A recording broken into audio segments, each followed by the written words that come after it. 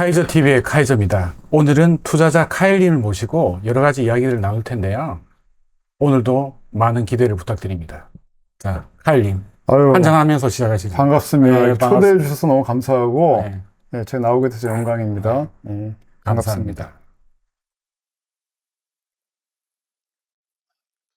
그러면 이제 첫 번째로 이 공식 질문이 있어요. 카일님 뭐 아시는 분도 아시고, 그리고 또 모르시는 분도 계시니까 간단하게 본인 소개를 잠깐만 해주시죠. 네, 먼저 이렇게 초대해 주셔서 너무 감사하다는 이 영광스러운 자리 감사 인사드리고, 저는 이제 닉네임은 투자가 카일이고, 뭐 특별한 거 없어요. 그냥 전업 투자가 아니고 직장 다니면서 투자를 이제 꾸준히 해오고, 카이저 형님과도 의견을 제가 많이 좀 투자할 때 물어보죠. 카이저 형님 워낙 고수시니까 예전부터 제가 좀 많이 의지하고 좋아하는 형님이에요. 이렇게 불러주셔서 오늘 나오게 됐고요. 저는 회사 생활을 20년 이상 하고 있고 또 20년 이상 하면서 꾸준히 이제 부동산 투자를 해왔어요.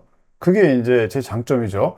투자를 아주 열심히 막 몰입해서 하지는 않았던 것 같아요. 다만 제가 직장 생활 처음 시작할 때부터 지금부터 이제 지금까지 꾸준히 해오고 있다는 거. 그리고 이제 투자를 오래 하다 보니까 이제 이런 내용을 같이 공유하고 싶어서 개인 블로그, 유튜브 운영을 하고 있습니다. 투자가 카일이라는 이름으로 검색하시면 나오니까는 한 번 정도 이렇게 봐주시면은 그래도 좀 재미난 내용이 있으니까 보시기를 추천드리고요.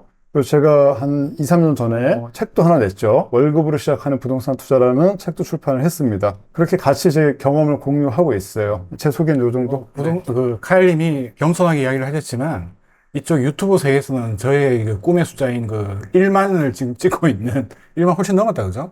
그래서 요번에 그 유튜브 댓글에다가 고정 댓글로 그 카일님의 유튜브 링크하고 책 요 링크를 달 테니까 같이 한번 보시면 좋을 것 같습니다. 예, 그럼 이제 본인 소개는 잘 들었고 그 다음으로 카일님도 아까 한 20년 정도 되셨다고 했잖아요. 어떻게 부동산 투자에 입문하게 됐어요? 예.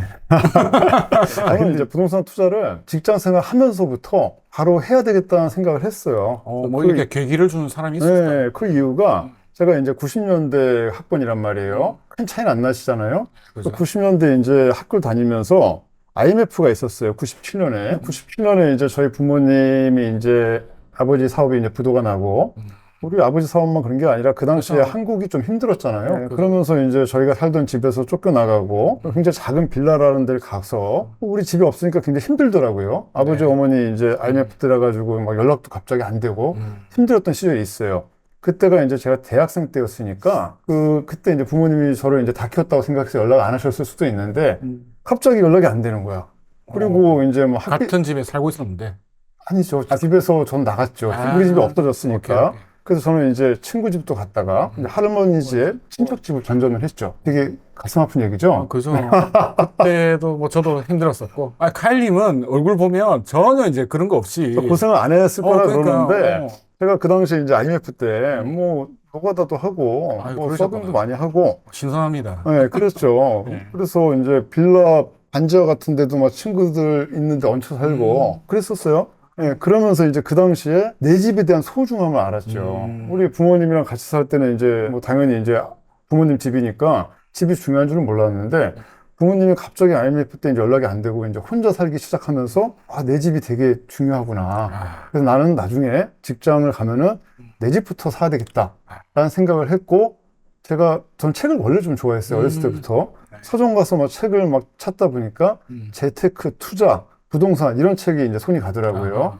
대학생 때부터. 그래서 그때부터 책을 읽었고 2000년에 다들 좋아하시는 부자 아빠, 가난한 아빠. 그로부터 기요사키 책이 나오고 그 책 전에도 그런 비슷한 책들이 좀 있었어요. 그런 책들을 읽으면서 이제 부동산 투자를 해야 되겠다라는 생각을 했었죠. 그러시구나.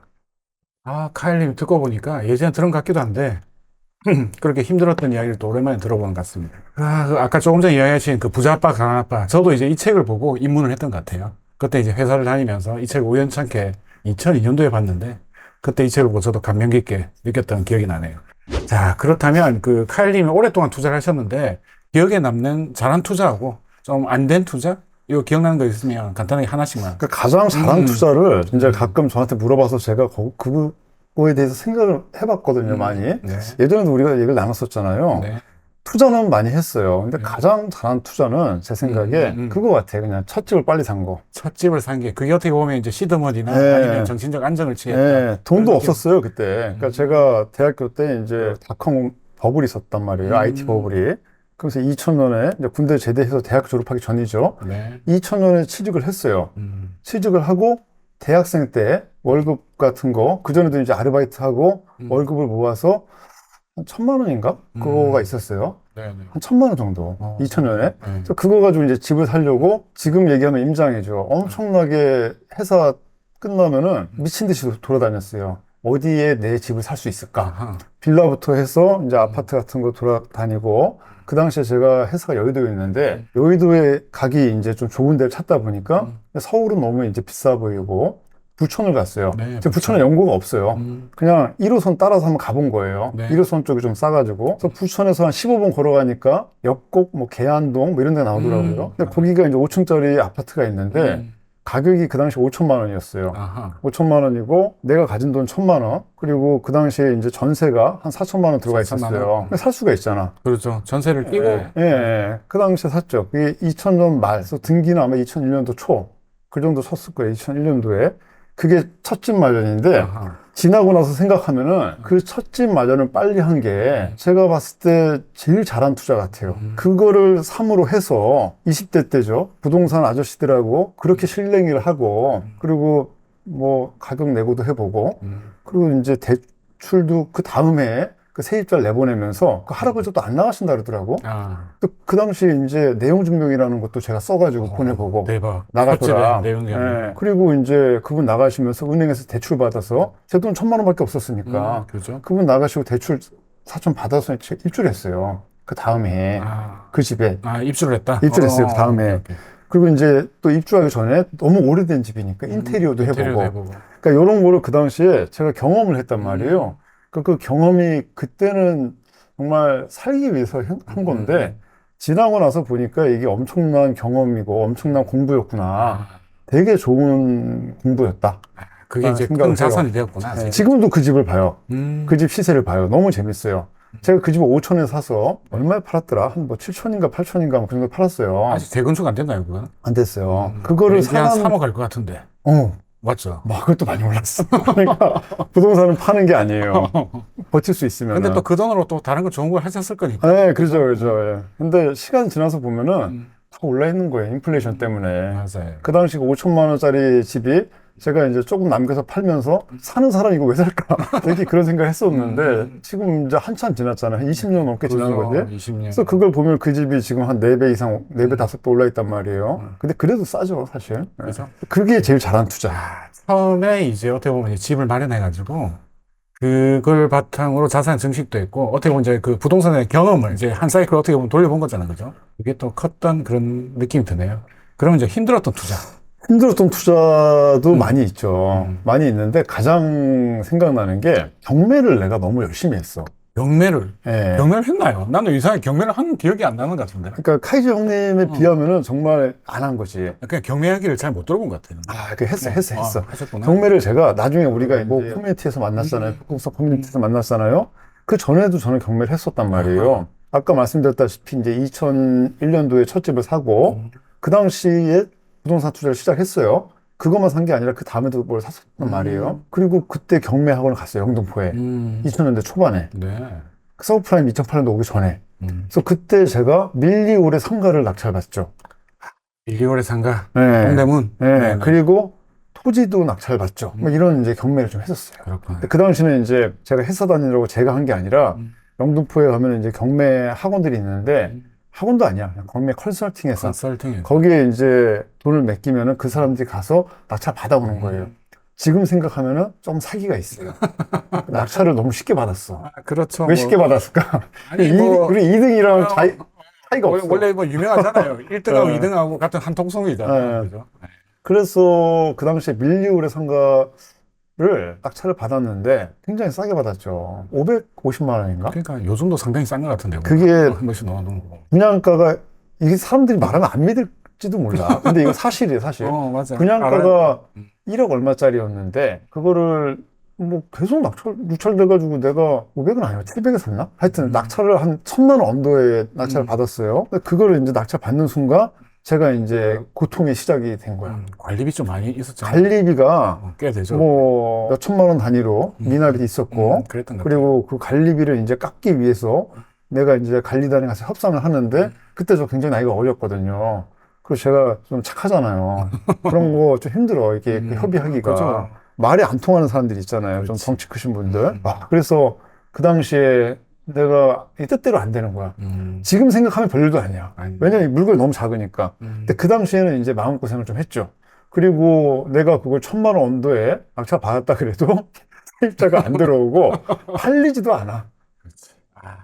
지금 생각하면 사실 아무것도 아니야. 근데 그 당시에는 그게 이거 빨리 팔아야 되는데 공실 놔두면 안 되는데 이런 것 때문에 되게 스트레스를 받았어요.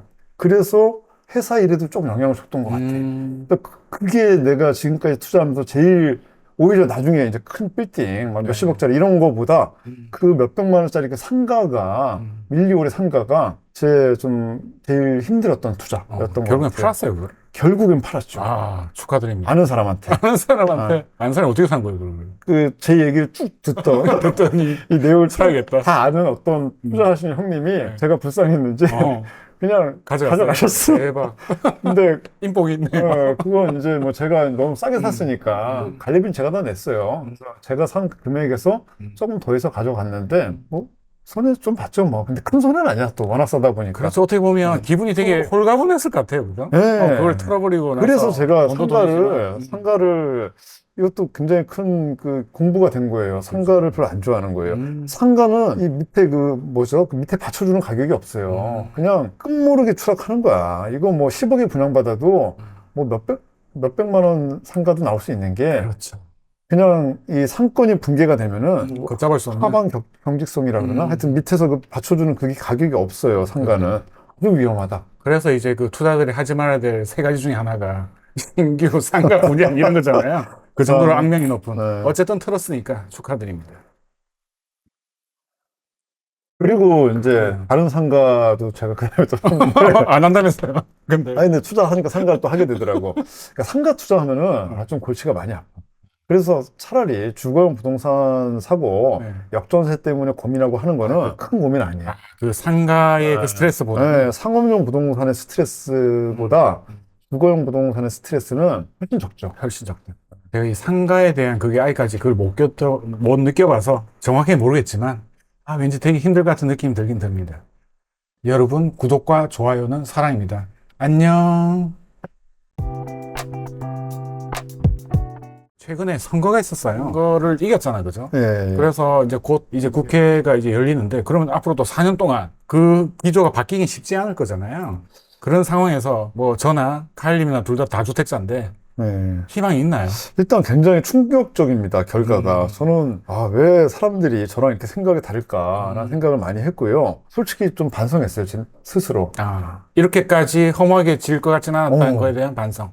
그리고 내가, 내 생각이랑 다른 사람들이 이렇게 많구나. 조심해서 살아야 되겠다. 사람들이 좀 불편해할 수가 있겠구나. 라는 생각을 했고요. 항상 정치색은 신경을 기해야 될 것 같습니다. 근데 그럼에도 불구하고, 다주택자 희망이 있냐라는 질문을 하신 건데 네. 다주택자에 대한 혜택이나 수익이 좀 줄어들겠죠. 줄어들 수는 있겠죠.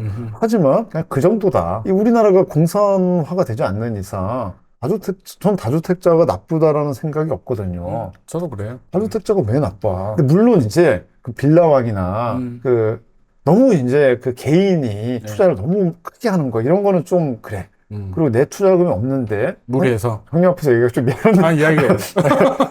요새 반성하고 있습니다. 그렇죠. 너무 개수를 너무 늘리는 거는 그렇지. 사실 저는 그거는 좀 별로 안 좋아해요. 그래서 그게 개인의 취향이고 네. 근데 남한테 피해를 주면 안 되잖아요. 네, 빌라왕 그래요. 이런 애들은 너무 피해를 주기 때문에 사회적 문제가 되는 거죠. 근데 그런 게 아니라 그러면은 사실 1주택자로 돈을 어떻게 벌어요? 2주택자 되고 3주택자 돼야지 돈을 벌 수 있는 거거든. 세금을 내더라도 결국에는 벌어서 내는 거니까. 그죠? 그렇죠. 그러니까 세금도 그래요. 사실은 세금이 양도세는 크게 무서워할 게 없어요. 소득세도 그렇고. 뭐 저한테 사람들이 많이 물어보고 저도 예전에 고민이 그거야. 종소세, 월세 받으면 세금 내는 거 어떻게 해야 돼요? 막 그런 걱정하잖아요. 양도세 막 걱정하고. 근데 양도세나 종소세, 소득세는 낸 금액의 일정 부분이 나가는 거란 말이에요. 그렇죠. 이 부분은 사실 음. 뭐 양도세를 막 80%까지 올리는 거 이거는 사실 말도 안 되지. 근데 그런 게 아니라고 하면 일반 가세 정도는 많이 올랐을 때 좀 더 내는 세금 같은 거, 많이 벌었을 때 내는 세금 같은 거는 내도 된다라는 게 제 생각이고, 다만 재산세, 특히 부자 가세라는 종부세 이런 거는 이제 좀 문제가 있는 거죠. 그리고 또 이제 우리 그 재건축에서 그 제초안 제초한. 이런 좀 그러니까 이중과세 같은 것들 있잖아요. 그죠. 그리고 부자들을 어떻게 떼줘 잡으려는 그러한 세금들이 좀 말이 안 되는 것들이 지금 많이 있어요. 그죠, 그죠. 예, 없어졌는데도 아직도 좀 있잖아. 이런 거는 이제 전 정부 때 좀 너무 가하게 다주택자들 떼줘 잡으려고 했다가 역효과 나잖아요. 다주택자들 조금 힘들면은 무주택자들은 많이 힘들어요. 그걸 모르더라고요. 예. 그래서 이런 세금 규제는 뭐 이거 정권을 떠나서서는 완화될 수밖에 없다. 점차적으로 라는 생각을 가지고 있기 때문에 다주택자의 희망은 있죠. 다주택자가 뭐 그러니까 극도하게 너무 큰 다주택자가 아니라면은 다주택자 괜찮아요. 그렇게 생각합니다. 네, 그거는 맞는 것 같습니다. 저도 이제 이것 때문에 고민을 많이 했었는데 1주택자로는 재테크 투자로 돈을 벌기는 쉽지 않다. 그거 하나 갖고 뭘 돈을 벌겠어요. 하지만 이제 무리는 하지 말자. 그죠? 시청자분들이 이제 관심을 많이 가지시는 현재 그 투자가 흐름이 있을 거잖아요. 그죠? 네, 현재는 어떤 게 좋아 보입니까? 그러니까 이 부분이 그 이제 그 의도하신 대답이 제가 안 나올 수도 있고요. 전혀 의도하신 대답은 없죠, 사실. 제 없어요. 마음대로 어떻게 알아요? 대답해도 개인마다 다 되죠. 차이가 있는 거니까. 그리고 이제 저랑 같이 투자하시는 분들이 싫어하실 수도 있는데, 지금 질문이 이거잖아요. 현재 기준으로 가장 추천해주고 싶은 투자 종목이 뭐냐? 그렇죠. 라고 예를 질문하는 들어서 지금 거예요. 돈이 있다면 어떤 걸 하면은 돈이 될 것인가? 뭐 그런 느낌인 거죠. 그러면은 제 대답은 대출 상환. 대출 상환. 대출 상환, 그리고 정기예금, 주식, ETF. 일단은 부동산은 아니다. 그죠? 부동산이 맞을 수도 있어요. 하지만 이거는 이제 제 얘기예요. 제 신념이에요. 제 지론이에요. 네. 너무 빨리 앞으로 달려갈 필요가 없어요. 부동산 상승할 때 네. 우리가 옛날 동계올림픽 보면은 매스 스타트라는 게 있잖아요. 매스 스타트. 예, 뭐 이렇게 하여튼 되게 먼 거리 가는 쇼트트랙 뭐 그런 거 스케이트 타고 먼 거리 가는 게 있어요. 하여튼 너무 빨리 갈 필요가 없어. 그냥 이렇게 선두 그룹에만 속해져 있다가 나중에 뒤처지지만 않으면 돼요. 그러니까 지금 부동산 상승장이 이제 온다고 막 얘기하시는 분들이 있어요. 근데 그렇다고 미리 지금 내가 상승장이라 그래서 미리 지금 들어갈 이유가 저는 없다고 봐요. 오케이. 상승하는 거 확실히 확인하고 나서 들어가도 괜찮다. 절대 늦지 않다. 그 전에 그래서 이제 지금 당장은 관망하는 게 맞고, 그리고 지금 당장 여윳돈이 있다 그러면은 어떤 특정 부동산 종목에 투자하기보다 무주택자 얘기가 아니에요. 전 무주택자는 언제든지 빨리 1주택자 되는 게 좋다고 생각을 해요. 맞아요. 이거는 이제 지금도 이제 투자자 관점에서 투자 관점에서 봤을 때는, 근데 이건 옛날에도 그랬어요. 저는 이제 2020년부터 투자를 했기 때문에 이 흐름을 지금 봤잖아요. 그죠. 서브프라임 때 한번 떨어지고 요번에 지금 두 번째 떨어지는 거예요. 지금과 같은 때는 옛날에도 그랬어. 물건 다 털고, 예전에 서브프라임 때 떨어졌을 때 제가 어떻게 했는가 하면은 대출금 다 갚고 물건 팔고, 그리고 그때 이제 상가 오피스텔 빌딩을 샀거든요. 그 전에 돈 만든 걸로. 그죠? 그리고 이제 상승장 왔을 때 또 물건 갈아타고. 그러니까 지금은 뭐 이게 하락장이네 아니면 상승장 초입이네 또뭐 의견이 분분하지만 어찌됐든 간에 확실한 상승장은 아니잖아요. 그죠. 그러면 그동안 대출금 사람 너무 많았잖아. 투자하기 위해서 대출금 안 갚았다고요. 그죠. 근데 지금은 돈이 생기면은 저는 갖고 있어요. 재밌더라고요. 이게 막 금리가 막 5%, 6% 이러잖아요. 조금씩 갚아버리면은 정기예금보다 더 재밌잖아요. 그렇죠. 그거 한 2년 되니까. 그리고 이제 나중에 또 이제 그 낮은 대출 상품이 나올 거라고. 그때 이제 걔를 또 갈아타면 되는 거니까 지금은 높은 금리가 있으면은 걔부터 좀 이렇게 대출을 좀 줄여놓고 또 투자금이 없으면 안 되니까 그 투자금으로 좀 금액이 여유가 된다 그러면 정기예금에 넣으면은 6개월짜리, 1년짜리 해서 이제 풍차 돌리기 같은 거 만기 시점 좀 달리해서 언제 투자금이 필요할지 모르니까 이제 정기예금도 좀 하고, 그게 아니라 제가 작년부터 형님한테 얘기했던 게 있어요. 카이종님한테. 저는 지금은 사실 이제 조금 스탑을 했는데 기억하실지는 모르겠지만 1년 동안 해서 그 주식을 1억짜리 해서 1억, 2억 정도 해가지고 투자금을 만들어서 매달 산다 그랬잖아요. 그러니까 10분의 1 해가지고 10번 살 거다. 그렇게 제가 게을러 가지고 정확히 이렇게 매달 사진 못했는데 그래도 거의 매달 샀어요. 지금 수익률이 괜찮아요. 주식 수익률이. ETF 뭐 그런 것들. 그런 거 하면서 투자금을 준비하는 게 맞지 않나. 그리고 당장은 이제 투자할 수 있는 게 취득세 중과 때문에 그 좀 마땅한 게 좀 없잖아요. 주거용 부동산에서는. 근데 이제 언제 이게 풀릴지 모르니까 좀 총알을 좀 준비를 해놔야죠.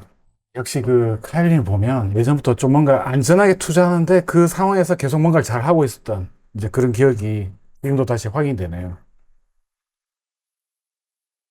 맞는 말인 것 같습니다. 그러면 이제 그 질문은 아까 그 잠깐 뭐 상가 이야기 나왔지만 지금 이거는 하면 안 될 것 같다. 그런 거 있잖아요. 보편적으로 하나 아니면 지금 기준으로 좀 조심해야 될 투자 이런 거 있을까요? 저는 항상 그 말리고 싶은 투자가 첫 번째가 공동 투자. 공투 저도 절감해요. 공투하다가 잘 된 걸 못 봤어. 나 공동 투자 사람들이 안 했으면 좋겠어요. 네, 저는 저도. 절대 안 하고요. 네. 형님이랑도 안 할 거예요. 음. 그러니까 그 정도로 어. 이거는 뭐 저도 이 사람을 만나면 맨날 하지 말라는 게 공투예요. 항상 공동- 그 상황이 안 좋은 것 공동 같아요. 투자해서 뭐 이렇게 머리 아픈 걸 막 만들어. 그냥 누가 그러더라고. 강남에 이제 빌딩 들어갈 거니까 같이 너도 이제 좀 참여기 일주겠대. 최근에 많았어요. 나 그런 거 차라리 그냥 제가 강남 거 안 사고 그냥 어디 변두리 거 조그만 거 저 혼자 사가지고 저 혼자 벌고 저 혼자 망하고 하겠습니다. 이제 그런 식의 얘기를 해요. 공동 투자는 좋지 않다. 그 이유는 뭐 굳이 뭐 얘기를 안 해도 그 사람들 사이도 나빠질 수 있고 투자를 하는 이유가 행복해지기 위해서 투자를 하는 건데 공동 투자하면 행복하지 못할 것 같아 제 마음이. 그래서 공동 투자 말리고 좋은 말이네요. 네. 그렇죠. 우리가 이제 왜 하냐라는 생각을 해야 되잖아요. 이거는 뭐 제가 회사원이기 때문에 회사에서 일을 할 때 왜, 무엇을, 어떻게 이런 생각 많이 하잖아요. 투자도 마찬가지야. 우리가 왜 투자를 하고 뭘 투자하고 어떻게 투자할 것인가 이런 생각 해야 되잖아요. 그런 거 생각했을 때 행복하지 않고 너무 복잡한 걸 하지 말자라는 생각을 하고요. 상가 투자도 마찬가지고 상가 투자도 해도 돼요. 저 지금도 알고는 있어요. 하지만 가급적 이제 다른 사람들한테는 상가 투자 제가 하지 말라 그러죠. 그냥 복잡한 거 하지 말고 그냥 주거용 부동산만 투자해도 충분히 부자가 될 수 있다라는 생각을 하고요. 그리고 뭐 지식산업센터. 지식산업센터. 네. 요즘에 지식산업센터가 워낙 마탱이 가가지고 사람들이 보는 사람이 좀 있더라고요. 지식산업센터 자체가 나쁜 건 아니야. 예를 들어서 뭐 제가 뭐 사업을 해요. 회사를 그만두고. 그래서 제 사업자는 필요해. 또 지식산업센터를 분양을 받고 옆에 거 하나 같이 해가지고 세주면서 내가 써. 이런 건 너무 아름다운 얘기예요. 이렇게 하시는 분들도 있어요. 근데 이렇게 하시려는 분들이 투자가들이 너무 많이 사가지고 그렇게 못하고 있어. 비싼 가격에 사고 있어. 맞아요. 그러니까 이게 아파트 투자를 막으니까 이게 이제 대체 투자자로 지식산업센터, 뭐 호텔 같은 거, 그리고 지방에 뭐 제주도에 있는 관광 뭐 그런 거 있잖아요. 네. 그런 상품들. 그러니까 부동산 투자 규제 때문에 아파트 대체제로 가서 너무 급부상한 그런 것들은 위험하다. 대표적으로 그게 지식산업센터였던 것 같고요. 부동산 투자 고수분들도 형님은 그 추천 안 하셨죠? 어떤 거요? 지산? 지산. 지산은 잘 안 했어요. 지산 추천하신 분들이 많아요. 나는 알아요. 그분들, 막판에 많죠. 그분들 봤을 때 참 이게 참 무책임하다. 그리고 참 나쁘다라는 생각도 좀 했어요. 뭐 정확히 모르지만 그때 뭐 뽀찌도 있었고 제가 이거 최근에 지식산업센터가 뜨고 있다는 걸 말씀드리면 원래 지식산업센터 용도 자체가 수익형인 거잖아요. 그죠? 가장 좋은 건 자기가 이제 운영하거나 이렇게 하면서 하는 건 좋은데 이 매가 자체가 어느 순간에는 수익률보다는 매도 차익으로 그게 넘어갔었는데 최근에 너무 이제 매가 떨어져 보니까 수익률이 나면서 사람들이 좀 관심을 가진 것 같더라고요. 그래서 물어봤습니다. 그리고 이제 빌딩 투자 같은 경우도 빌딩 투자가 좋긴 좋아요. 좋긴 좋은데 그 일반 그냥 투자가들한테는 말리고 싶고요. 왜냐면 그건 진짜 이것저것 다 해보고 마지막에 하는 거거든요. 근데 그냥 이제 은퇴하신 분들이 돈이 좀 있다 해가지고 잘못 빌딩 투자 들어간다. 그러면 되게 힘들 수가 있어. 리스크가 좀 크다. 형님이 하면 괜찮아. 이것저것 해봤기 때문에. 네. 이 건물은 뒤에 또 다른 그 꼭지가 있으니까 그때 한번 물어보도록 하겠습니다. 그리고 지주택 이런 거는 뭐 그거는 특별히 얘기 안 해도 워낙 뭐 유명한 그냥 거니까. 하나 안 되는 거. 맞아. 제가 보통 때 이야기하는 게 지주택, 그다음에 공동투자, 그리고 이제 분양형 상가, 그 분양 상가다 그죠, 신축. 그리고 그 호텔 이렇게 이제 분양해가지고 월세 받는 약간 그런 거. 항상 그 별말이 안 좋더라고요. 알겠습니다. 역시 그 일반 투자자하고 좀 느낌이 좀 달라요. 카일님이. 왜 그러냐면 보통 이 투자자들은 뭔가 그 당시에 좀 달려드는 좀 약간 이런 느낌이 있는데 확실히 좀 오랫동안 투자를 하시니까 큰 흐름을 겪어봤잖아요. 그죠? 그러면서 이 조심스러워하는 이 큰 흐름을 좀 잘 찾는 훌륭한 분이라는 생각이 드네요. 알겠습니다. 여러분 구독과 좋아요는 사랑입니다. 안녕. 그 투자의 범위가 되게 다양하신데 하시다가 해외 부동산도 투자를 하셨다 그죠? 되게 좀 어떻게 보면 신선하기도 하고 좀 재밌어요. 보통 뭐 이것저것 투자들을 제 주변에 많이들 하는데 해외까지 가서 투자한 사람이 비율이 좀 그래 많지는 않거든요. 그래서 그거에 대해서 좀 잠깐 말씀드릴게요. 그 해외 부동산 투자, 물론 여러 지역이 있을 수 있겠지만 지금도 그쪽은 계속 관심을 가지면 좋은지 아니면 그냥 안 하는 게 나은지, 국내만 그냥 하는 게 나은지. 그러니까 해외 부동산 투자는 이거는 그 투자 관점으로 보는 것보다 자기가 좋아야 돼요. 자기가. 그러니까 뭐 진짜 뭐 투자만으로 내가 돈 벌고 싶다 이러면 굳이 해외까지 해야 될 필요가 있을까라는 생각이 들고요. 아마 그게 아니라 내가 그냥 해외 투자에 관심이 있다. 그리고 해외 투자 하고 싶다. 해외 나가서 살고 싶다.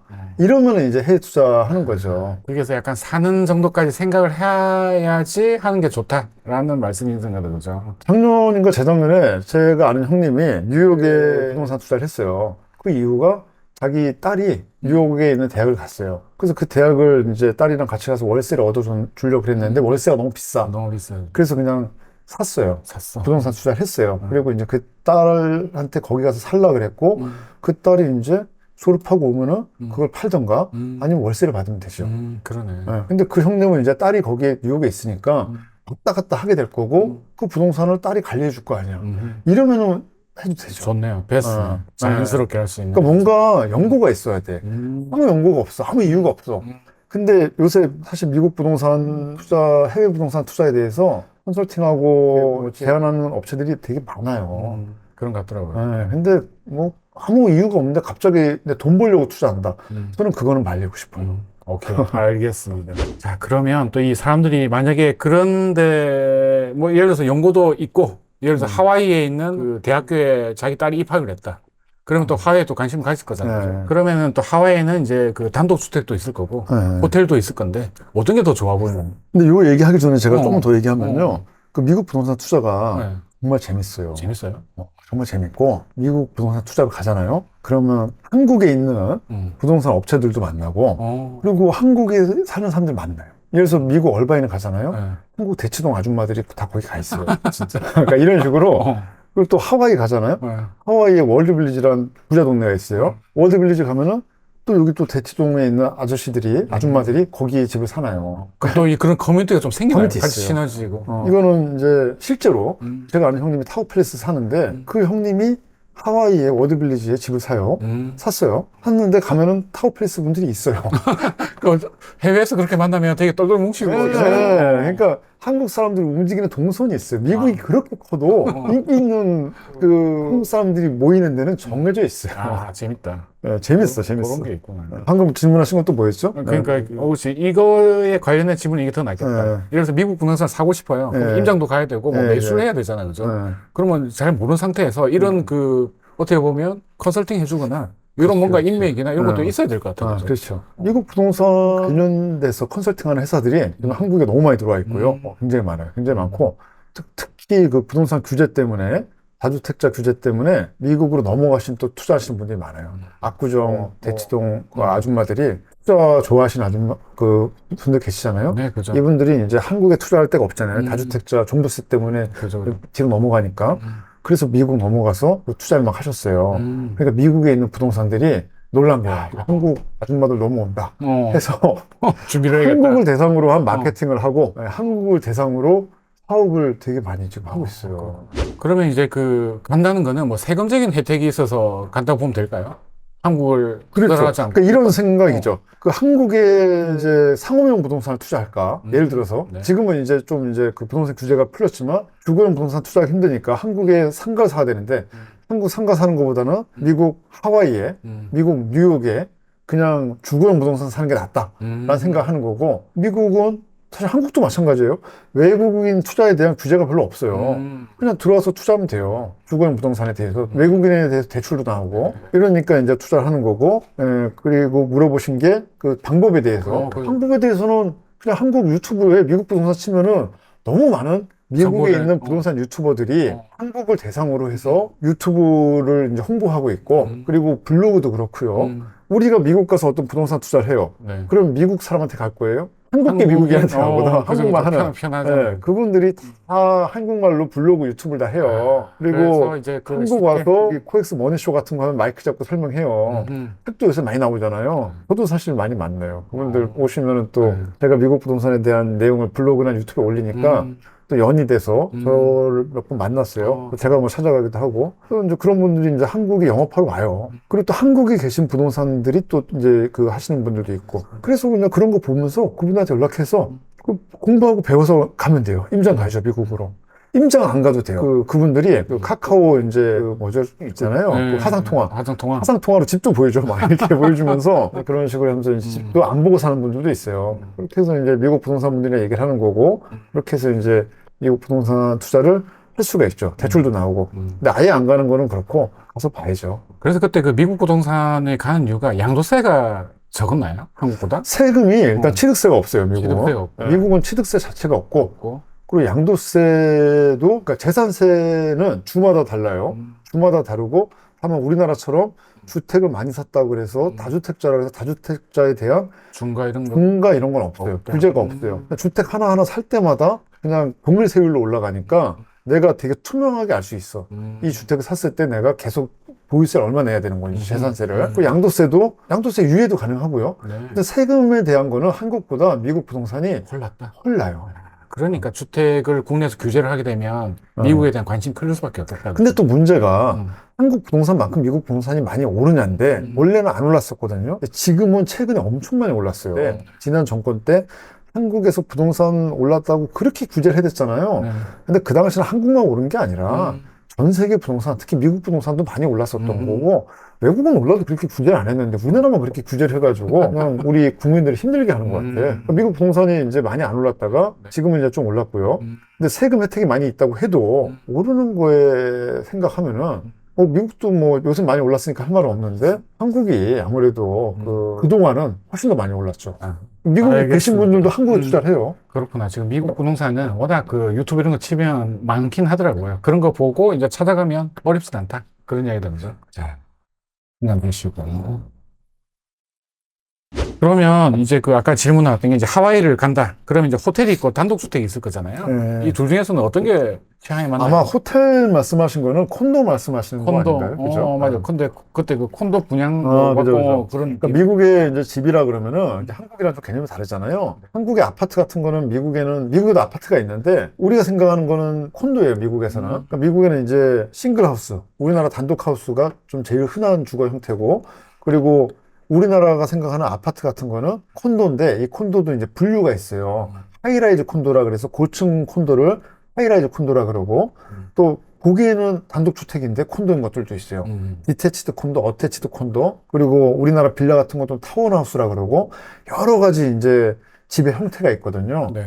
근데 이제 너무 얘기가 길어지면 안 되니까 우리나라는 제일 인기 있는 게 아파트잖아요. 아파트 그죠. 미국은 제일 인기 있는 게 싱글하우스예요. 그리고 콘도라고 해도 디태치드 콘도, 싱글하우스처럼 보이는 콘도가 인기가 있어요. 그러니까 프라이버시가 좀 보호가 되는 것들이 자, 인기가 싱글하우스가 아까 제가 놓쳤는지 모르겠는데 단독주택 같은. 단독주택. 단독주택. 단독주택이 가장 인기가 있는 주거 형태예요. 근데 한국 사람이 가서 싱글하우스를 산다라고 생각했을 때 싱글하우스는 단독주택이에요. 쉽게 얘기해서 그냥 꼬마 빌딩이랑 비슷해요. 꽤 커요, 미국 집들은. 굉장히 비싸다. 아니, 비싼 걸 떠나서 떠나서. 관리가 들어가야죠. 우리가 미국에 있는 집을 사는데 잔디 관리하고 벌레 이런 거 말하는 건물을 관리를 해야 돼요. 그래서 차라리 미국에 내가 이주해서 뭐 이제 관리할 수 있으면 몰라도 아니면 아주 진짜 믿을 만한 리얼터, 부동산 중개업자가 있으면 몰라도 원격지에서 투자하는 거는 차라리 콘도가 날 수 있어요. 관리적인 차원에서. 콘도, 여기서 말하는 콘도는 우리나라 사람들이 생각하는 아파트예요. 콘도가 관리소가 잘 돼 있어요. 네. 관리소에서 이 콘도를 관리를 해주고 오히려 정원이 없는 게 더 편해요. 우리가 세 주기에는, 임대 주기에는. 그래서 하와이 콘도 같은 게 굉장히 인기 있고 투자할 만한 게 뭐 관리소가 잘 돼 있으니까 관리소랑 얘기하면 되는 거고 우리가 특별히 이제 손댈 게 없는 거죠. 뭐 미국 본토도 마찬가지고요. 여러분, 구독과 좋아요는 사랑입니다. 안녕. 자, 이 카일님이 또 이 건물에 대해 또 일각이 또 있잖아요. 그죠? 그래서 이제 이쪽에 대해서 좀 질문할 건데, 그 건물주가 이제 조물주라고 하는데, 좋은 점과 힘든 점. 일단 기분은 좋나요? 예, 그 건물주가 정말 버킷리스트 중에 하나였어요. 그러니까 제가 항상 뭐 다른 분들도 그렇게 하겠지만 목표를 쓰고 목표를 이제 지우면서 버킷리스트를 업데이트를 해요. 그런 게 이제 습관이죠. 어렸을 때 이제 버킷리스트 중에 하나가 건물주였어요. 근데 건물주라는 걸 이제 이룬 거예요. 되게 기분이 좋더라고. 그러니까 건물주가 되고 싶은 이유는 그냥 건물주가 그냥 되고 싶은 거야. 그런 이유가 없어요. 건물주란 이름 자체가 또 풍기는 게 이름 있잖아요. 자체가 주는 게 내가 부동산 투자했다. 부동산 투자해서 최고봉 찍었다. 이런 느낌이 있는 거예요. 그리고 포트폴리오에 하나, 아까 미국 부동산도 마찬가지지만 건물주도 마찬가지고, 건물주가 또 제가 말하는 건물은 뭐 대단한 건물이 아니에요. 아시잖아요. 그냥 정말 훌륭하죠. 조그만 이제 꼬마 빌딩, 꼬빌이라 그러죠. 이제 그런 것들을 이제 사는 건데, 건물주가 되면 좋은 점은 그냥 내가 너무 기분이 좋아. 그냥 건물이 있다는 그 자체가 너무 기분이 좋아요. 제가 예전에 첫 집 샀을 때, 아까 잠깐 말씀드렸는데, 거기서 제가 첫 집 샀을 때 그 세입자를 명도를 하고 빈 집에 가서 그날 처음 발걸음을 들였을 때. 잤거든요. 새벽 2시에 자다가 너무 기분이 좋아서 제가 그 집에 새벽 2시에 가서 그 이불 가져갔어요. 집에로. 이불 가져가서 그 집에 거실에 이불 깔고서 자고 그 다음날 거기서 출근했어요. 너무 기분이 좋은 거야. 첫 차 샀을 때도 그래요. 제가 좀 소박한 거에 잘 기쁨을 느껴요. 차에서 잤어요. 그런 것처럼 건물이 생기면 그냥 그 자체가 너무 행복한 거예요. 그 당시는. 그렇구나. 근데 이제 나쁜 점이 이제 너무 관리가 힘들죠. 관리가 힘들다. 그거는 위임을 주거나 이렇게는 안 되나요? 위임을 주면 되는데 그 부동산이 있잖아요. 네, 근데 저는 이제 뭐 돈이 많은 상태에서 건물을 산 게 아니기 때문에 정말 위임을 주면은 돈이 다 나가. 월세 받는 게 약간 자기 멋대로 하는 이런 느낌이 좀 있나요, 그게? 살짝? 그 이야기네. 그러니까 제가 이제 저는 이제 제가 건물을 세팅할 때 네. 많이 돈이 안 났게 세팅을 해놨어요. 돈이 없으니까. 그러니까 보증금을 좀 높여놓고 뭐 예를 들어서 이런 식으로 해놨기 때문에 관리를 맡겨버리면은 돈이 남는 게 너무 없어요. 그래서 내가 관리를 해야 되고 그거에 대한 스트레스가 있었고 그리고 이제 건물 관리도 나중에 맡기긴 했는데 그래도 건물 관리를 맡겨도 건물은 사건 사고가 많아요. 제가 그 건물 가봤잖아요. 네. 거기 왠지 우리 사건 사고가 안 벌어질 동네인데. 그때 보신 그 건물이 그 모퉁이에 있었잖아요. 그 모퉁이에 이제 차가 옆에 주차할 이렇게 때도 있고. 하다가 이제 돌아요. 그러면서 기억자로. 내 건물을 박아요. 그래요? 건물에 시설물이 떨어져요. 이 구조를 건드리는 그런 상황이 벌어지는구나. 거기가 이제 옆에 있는 그 건물들이 리모델링하고 재건축한다고 트럭이 계속 들어가는 거예요. 그러면서 내 건물에 간판들을 자꾸 부셔요. 이건 원래 일반적인 상황이 아닌 거잖아요. 그죠? 보통은 이제 세입자들이 말썽을 피우는데. 세입자들이 말썽 피우는 것도 있어. 세입자들이 말썽 피우는 건 이제 다가구로 사면 이제 세입자들이 말썽 피우는 거고. 그죠. 다가구로 사면 이제 계신 세입자분들이 좀 힘드신 분들이 많아. 그러신 분들은 이제 술 먹고 밤에 전화 오는 사람도 있어요. 그래요? 전화할 데가 없어서 저한테 전화. 되게 재밌는 경험도 했어요. 그러니까 중국에 계신 분들 한국 와서 탱구가 없어요.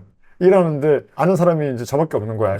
그래서 밤에 술 먹고 저한테 전화 와가지고 자기 신세 한탄하는 거예요. 어떤 분은 뭐 냉장고 위치 바꾸는데 좀 와서 도와줄 수 없냐. 그런 분도 있고 그러니까 세입자 때문에 받는 스트레스도 있고 건물 자체에 대해서 받는 스트레스도 있고 또 건물이 좀 오래되면 누수가 잘 됩니다. 누수 업체 찾아서 맡기면은 천차만별이에요. 맞아요. 이런 데에서 이제 그 관리했을 때 돈이 차이 나요. 요 느낌 알죠? 저도 항상 그 물 터지는 화곡동에 빌라 하이도 있어요. 그 건물의 장점이 물론 훨씬 많아요. 훨씬 많은데 단점도 많고 제가 생각했을 때 이 단점을 극복하려고 그러면은 건물 개수를 늘리면 돼요. 개수를 늘린다. 그래서 그 관리한 사람이 여러 개를 하게 되면 효율적이 된다. 뭐 이런 관리에 대한 노하우가 제가 예전에 서브프라임 모기지 때 건물을 샀단 말이에요. 싼 걸 샀어요. 어마어마하게 싸요. 그냥 여러분이 생각하는 그런 건물이 아니에요. 그냥 엄청 싼 건물을 샀다가 그 건물 때문에 학을 띄고 그리고 이제 부동산 상승장 올 때 2015년 이럴 때 올 때 그걸 이제 팔았단 말이에요. 팔고 이제 주거용 부동산을 왔다가 요새 이제 부동산 경기 이상해서 또 이제 주거용 부동산 좀 정리하고 다시 아시겠지만 그 빌딩을 샀었잖아요.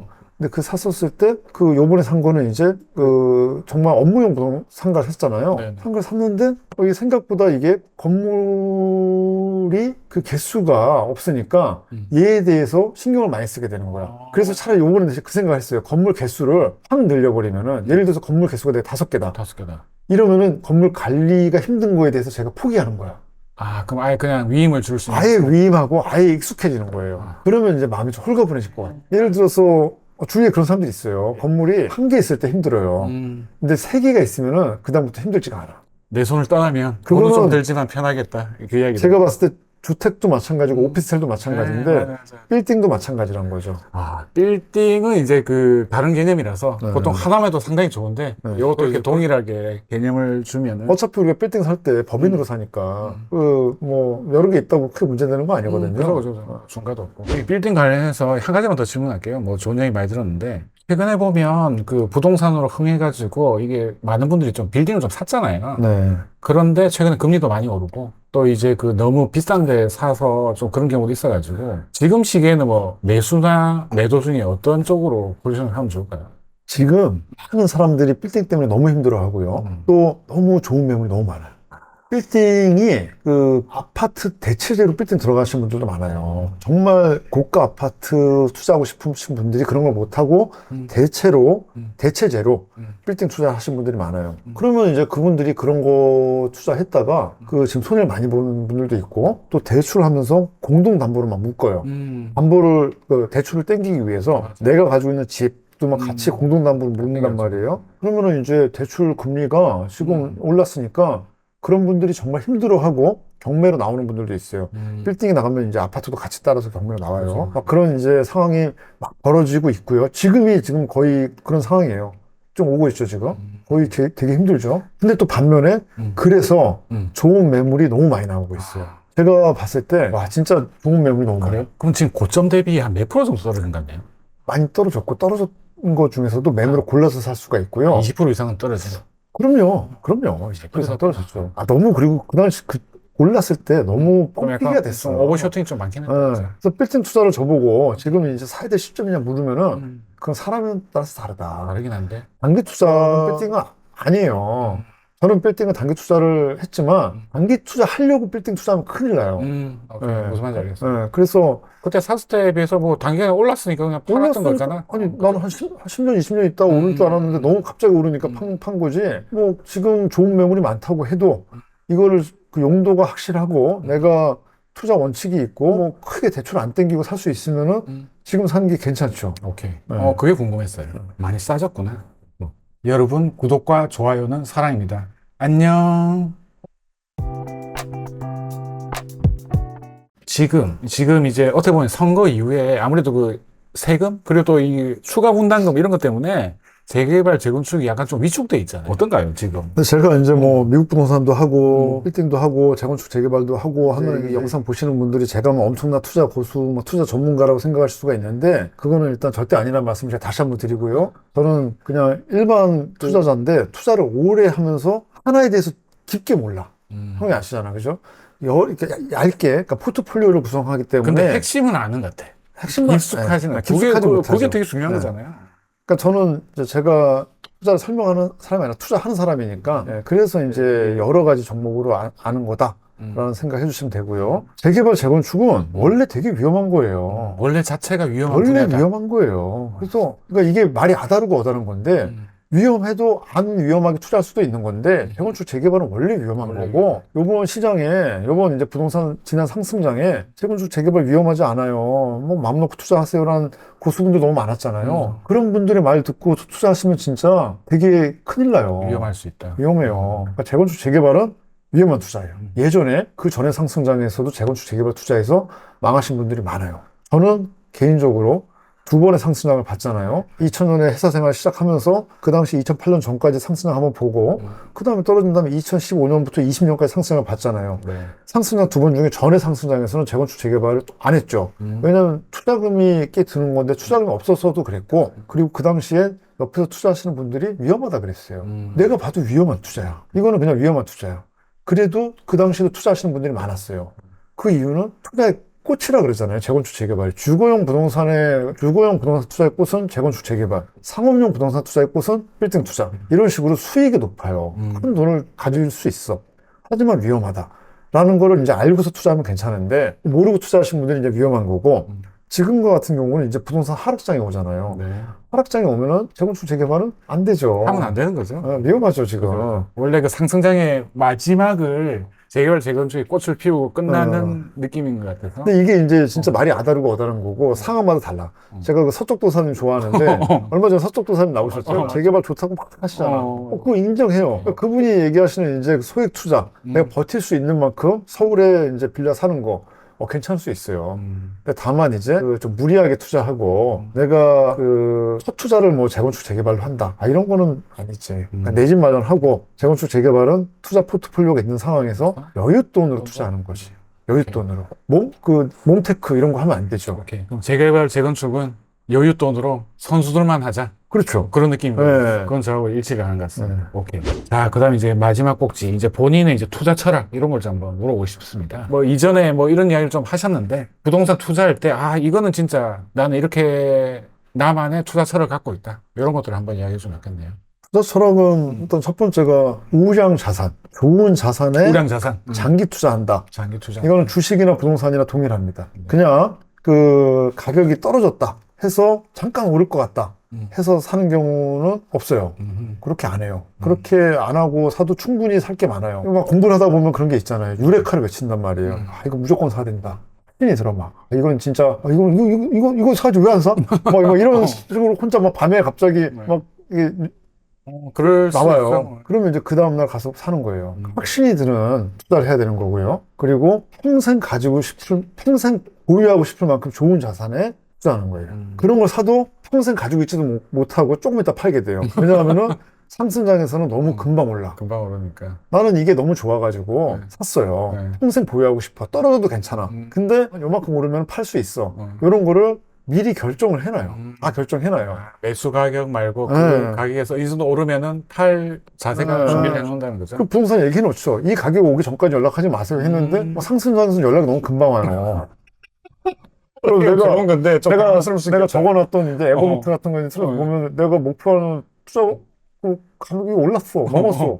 이거 10년 가지고 있으려고 그랬는데 이제 그러면 이제 파는 거죠. 그래서 하여튼 다시 말하면 우량 자산에 장기 투자, 평생 가지고 싶어하는 것에 투자. 그런 거는 이제 보통 때 준비를 해놔야겠다. 내가 이 정도 돈이 생기면 그 다음으로 갈아탈. 그래야지 네. 그런 순간이 오겠다, 그죠? 그렇죠. 그래서 현금 보유량을 항상 가지고 있어야죠. 현금, 일단 네. 현금이 있어야 되겠네요. 현금 유동성이라고 그러잖아요. 이거는 기업도 그렇고 개인도 그렇고 내가 옛날에 신사임당 거기 나왔다가 부동산 상승할 때 그때 현금 가지고 있어야 된다고 얘기했다가 악플 엄청 받았잖아요. 네, 그죠. 근데 지금은 이런 얘기 해도 악플 없겠죠. 안 해요. 절대 안 해요. 요새 그 현금이 부족한 사람들이 많아가지고 역시 같은 돈인데도 시기에 따라 다르다, 그죠? 그 현금이 있어야죠. 준비가 돼 있어야지. 맞습니다. 여러분, 구독과 좋아요는 사랑입니다. 안녕. 자, 그림은 이제 질문 2개 남았습니다. 이것도 이제 어떻게 보면 공식 질문인데, 본인이 생각하시는 이제 올해의 투자 계획 또는 뭐 포트 조정할 이런 계획이 있으신지 공유할 수 있는 거는 좀 이야기해 주면 좋겠네요. 올해는 지금 뭐 사는 거는 이제 없어요. 지금 살 거는 마지막 살 거까지 지금 다 샀고, 지금 팔 거가 있고, 지금 뭐 팔까? 이런 생각 하는 거고. 근데 지금 입주권은 굉장히 잘 팔립니다. 입주권은 이제 내놓으면 지금 바로 팔려요. 그런 입주권이 있고, 또 이제 그냥 기존 구축 아파트, 이거 팔까 가져갈까? 이런 생각, 이제 그런 생각도 좀 있고, 공장은 그냥 관망이에요. 일단 그냥 뒤에서 지켜보자. 라는 생각이 좀 있어요. 맞아. 갑자기 그게 궁금하네요. 이 부동산 흐름이 아까까지 저 관망 느낌이잖아요. 네. 근데 이 정도 수준이면 뭔가 좀 분위기가 바뀐 것 같다. 뭐 본인만의 좀 시그널이 있나요? 근데? 옆 사람들이 다 살 때. 다 살 때. 그렇지. 지금은 그래도 주저하는 사람들이 많잖아. 네. 돈이 부족하기도 하고. 이제 막 달려들 때. 그때를 어떻게 보면 이제. 상승장이, 이제 저는 이제 투자 스터디 여기저기 들어가 있으니까, 내 주변 투자하시는 분들이 다 살 때가 상승장이고, 하락장은 내 주위에 있는 사람들이 안 사는 게 하락장이거든요. 어떻게 보면 같이 투자 스터디 계신 분들이 휴민트네. 정보원이네. 그죠? 그분들이 움직이면. 그래서 이제 부동산 투자하시는 분들이랑 계속 교류를 해야 되는 이유가, 시장 흐름을 알 수 있잖아요. 네. 형님 요새 안 사잖아. 사요? 요새 계속 팔고만 있잖아요. 그죠? 다 팔고 있는데 어떻게 올라? 팔죠 형님 같은 분들이 팔고 있는데. 이런 분들이 막 사. 옆에 있는 분들이 다 사. 그러면 이제 저도 이제 보다가 따라 사야죠. 야, 이거 좋은 그거네요. 그죠? 알겠습니다. 자, 이제 그 마지막 질문인데요. 마지막으로 이제 투자하시는 분. 이제 그러니까 뭐 다주택자 이런 분들 그분들 이야기를 많이 했었는데 또 이걸 또 처음 무주택이거나 1주택 그리고 이제 투자 쪽으로 좀 관심을 가지시는 이런 분들한테 이 투자 선배로서 이 이야기는 좀 해보고 싶다. 그거 한마디만 해주세요. 뭐 조급하게 생각할 필요가 하나도 없고요. 그리고 무리하게 하실 필요도 하나도 없고, 저 역시도 예전에 제가 아까 얘기했잖아요. 그 20대 때, 2000년에 첫 집 살 때 너무너무 간절했어요. 간절하고, 뭐, 불쌍했죠. 그때 막, 진짜 막 부동산 아저씨들한테 혼나가고 막 했는데, 지금 막 그러신 분도 있을 거 아니에요? 좀 젊으신 분들이. 근데 조급함을, 뭐 그런 거를 그냥 스트레스 안 받았으면 좋겠어요. 다만 이제 꾸준히 투자하고, 그냥 인생이 길단 말이에요. 10년, 20년 금방 간단 말이에요. 그래서 꾸준히 투자를 지속하려는 마음가짐, 그리고 공부를 하고 있으면은 기회는 분명히 와요. 기회가 와요. 지금도 기회일 수 있고요. 지금이 이제 기회인 거죠. 어떤 사람들한테는. 위기가 기회인 거니까. 계속 상승장일 때는 기회가 오길 되게 바래요. 근데 지금이 기회인지 사람들이 몰라. 그래서 지나봐야 알 수가 있다. 네. 아이고, 오늘 여러 가지 좋은 말씀 감사합니다. 네. 항상 그 카일님의 그 성장하고 이 세계를 정확해가는 그런 모습을 보면서 항상 저는 기쁘게 생각합니다. 아유, 불러주셔서 감사하고, 아유, 별 말씀. 하여튼 존경하는 카이저 형님 여기 나와가지고 너무 영광입니다. 아유, 별 말씀. 네. 존경하는 카일님. 감사합니다. 네, 감사합니다. 지금까지 해서 카일님과의 카이저 TV 영상을 마치도록 하겠습니다. 여러분, 구독과 좋아요는 사랑입니다. 안녕.